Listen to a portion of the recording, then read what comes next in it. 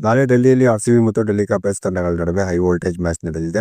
ಬೆಂಗಳೂರಿನಲ್ಲಿ ಆರ್ಸಿಬಿ ಮತ್ತು ಡೆಲ್ಲಿ ಕ್ಯಾಪಿಟಲ್ಸ್ ತಂಡಗಳ ನಡುವೆ ನಡೆದಂತಹ ಪಂದ್ಯದಲ್ಲಿ ಡೆಲ್ಲಿ ಕ್ಯಾಪಿಟಲ್ಸ್ ತಂಡ ಆರ್ಸಿಬಿ ಎದುರು ಗೆಲುವನ್ನು ಕಂಡಿತ್ತು. ಇನ್ನು ಈ ಪಂದ್ಯದಲ್ಲಿ ಡೆಲ್ಲಿ ಕ್ಯಾಪಿಟಲ್ಸ್ ತಂಡ ಗೆಲುವನ್ನು ಕಂಡ ಬಳಿಕ ಕೇಎಲ್ ರಾಹುಲ್ ಮಾಡಿದಂತಹ ಸೆಲೆಬ್ರೇಷನ್ ಆರ್ಸಿಬಿ ಅಭಿಮಾನಿಗಳಿಗೆ ಇಷ್ಟವಾಗಿರಲಿಲ್ಲ.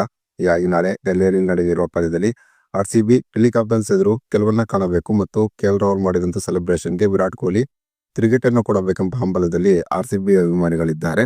ಹೀಗಾಗಿ ಆರ್ಸಿಬಿ ಮತ್ತು ಡೆಲ್ಲಿ ಕ್ಯಾಪಿಟಲ್ಸ್ ತಂಡಗಳ ನಡುವೆ ನಡೆದಿರುವ ನಾಳಿನ ಪಂದ್ಯ ತುಂಬಾನೇ ರೋಚಕತೆಯಿಂದ ಕೂಡಿರುವುದರಲ್ಲಿ ಎರಡು ಮಾತಿಲ್ಲ ಅಂತಾನೆ ಹೇಳಬಹುದಾಗಿದೆ. ಇನ್ನು ನಾಳೆ ಡೆಲ್ಲಿ ಕ್ಯಾಪಿಟಲ್ಸ್ ಎದುರು ನಡೆದಿರುವ ಪಂದ್ಯದಲ್ಲಿ ಆರ್ಸಿಬಿ ತನ್ನ ಪ್ಲೇಯಿಂಗ್ ಎಲೆವನ್ನಲ್ಲಿ ಯಾವ ಬದಲಾವಣೆಯನ್ನು ಮಾಡಿಕೊಳ್ಳುವ ಸಾಧ್ಯತೆ ಇದೆ ಎಂಬುದರ ಡೀಟೇಲ್ಸ್ ಅನ್ನ ಈ ವಿಡಿಯೋದಲ್ಲಿ ನಾವು ನಿಮ್ಮ ಜೊತೆ ಶೇರ್ ಮಾಡಲಿದ್ದೇವೆ. ಈ ಸುದ್ದಿಯ ಡೀಟೇಲ್ಸ್ ಅನ್ನ ಕೊಡುವುದಕ್ಕಿಂತ ಮುಂಚೆ ನೀವು ಆರ್ಸಿಬಿ ತಂಡದ ಅಭಿಮಾನಿಗಳಾಗಿದ್ದಲ್ಲಿ ಈ ವಿಡಿಯೋಕ್ಕೊಂದು ಲೈಕ್ ಮಾಡಿ.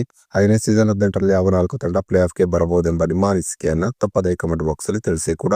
ಸದ್ಯ IPL ಸೀಸನ್ 18ರಲ್ಲಿ ಡೆಲ್ಲಿ ಕ್ಯಾಪಿಟಲ್ಸ್ ಮತ್ತು ಆರ್ಸಿಬಿ ಎರಡು ತಂಡಗಳು ಕೂಡ ಒಂದು ಉತ್ತಮವಾದ ಪ್ರದರ್ಶನ ತೋರುತ್ತಿವೆ. ಸದ್ಯ ಅಂಕಪಟ್ಟಿಯಲ್ಲಿ ಡೆಲ್ಲಿ ಕ್ಯಾಪಿಟಲ್ಸ್ ತಂಡ 2ನೇ ಸ್ಥಾನದಲ್ಲಿದ್ದರೆ ಆರ್ಸಿಬಿ 3ನೇ ಸ್ಥಾನದಲ್ಲಿದೆ.